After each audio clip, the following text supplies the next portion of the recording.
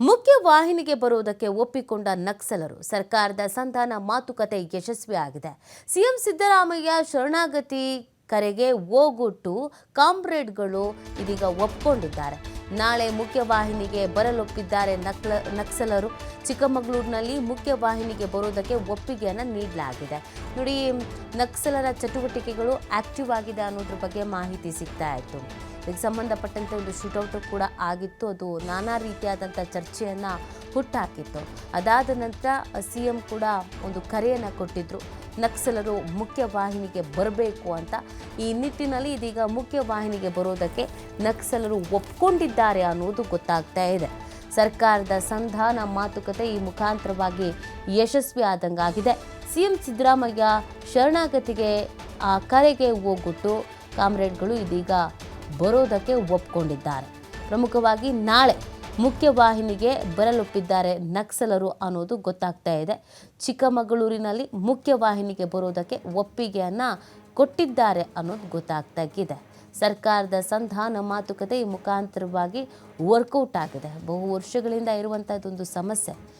ಹಲವಾರು ಬೇಡಿಕೆಗಳನ್ನು ಇಟ್ಕೊಂಡು ನಕ್ಸಲರು ತಮ್ಮದೇ ರೀತಿಯಾದಂಥ ಹೋರಾಟವನ್ನು ಮಾಡ್ತಾಯಿದ್ರು. ಇದು ತಪ್ಪು ಅನ್ನುವಂಥ ಅರಿವನ್ನು ಮೂಡಿಸುವಂಥ ಪ್ರಯತ್ನ ನಾನಾ ಬಾರಿ ಆಗಿದ್ದರೂ ಕೂಡ ಮತ್ತೆ ಮತ್ತೆ ಈ ಥರದ ಸಂಘಟನೆಗಳು ಆ್ಯಕ್ಟಿವ್ ಆಗಿರೋದು ಗೊತ್ತಾಗ್ತಾ ಇತ್ತು. ಇದೆಲ್ಲದರ ಬೆನ್ನಲ್ಲೇ ಇತ್ತೀಚೆಗೆ ಒಂದು ಶೂಟೌಟ್ ಆಗಿತ್ತು. ಸಾಕಷ್ಟು ರೀತಿಯಾದಂಥ ಆರೋಪಗಳು ಕೂಡ ಕೇಳಿ ಬಂದಿತ್ತು.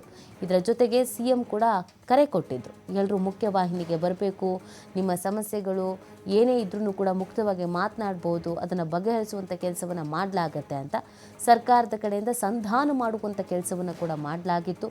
ಇದೀಗ ಆ ಸಂಧಾನ ಸಕ್ಸಸ್ ಆಗಿದೆ ಅನ್ನೋದು ಗೊತ್ತಾಗ್ತಾ ಇದೆ. ಮುಖ್ಯವಾಹಿನಿಗೆ ಚಿಕ್ಕಮಗಳೂರಿನಲ್ಲಿ ಬರೋದಕ್ಕೆ ನಕ್ಸಲರುಗಳು ಒಪ್ಕೊಂಡಿದ್ದಾರೆ ಅನ್ನೋದು ಗೊತ್ತಾಗ್ತಾ ಇದೆ. ಒಂದು ಬದಲಾವಣೆ ಆಗ್ತಾ ಇರುವಂಥದ್ದು. ಪ್ರಮುಖವಾಗಿ ಶೃಂಗೇರಿ, ಚಿಕ್ಕಮಗಳೂರು ಈ ಭಾಗಗಳಲ್ಲಿ ನಕ್ಸಲ್ ಟೀಮ್ ಆ್ಯಕ್ಟಿವ್ ಆಗಿದೆ ಅನ್ನೋದ್ರ ಬಗ್ಗೆ ಆಗಿಂದಾಗ ಯಾವುದಾದ್ರೂ ಒಂದು ಸಾಕ್ಷಿಗಳು ಸಿಗ್ತಾನೆ ಇತ್ತು. ಫೈನಲಿ ಇದೀಗ ಬರ್ತೀವಿ ಅಂತ ಒಪ್ಪಿಕೊಂಡಿದ್ದಾರೆ.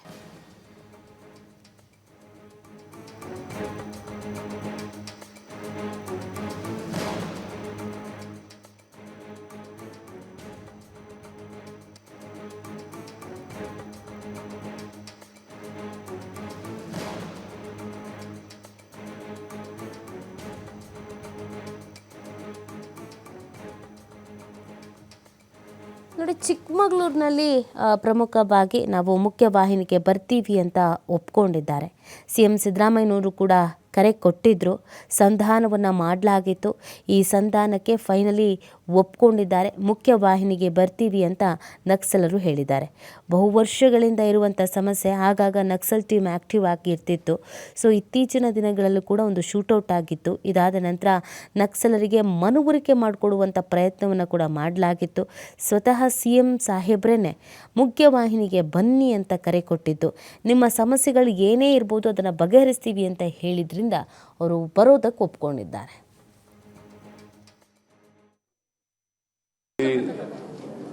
ನಕ್ಸಲರಿಗೆ ಶರಣಾಗಿ ಅಂತೇಳಿ ನಾನೇ ಕರೆ ಕೊಟ್ಟಿದ್ದೀನಿ, ಸ್ಟೇಟ್ಮೆಂಟು ಕೂಡ ಕೊಟ್ಟಿದ್ದೀನಿ.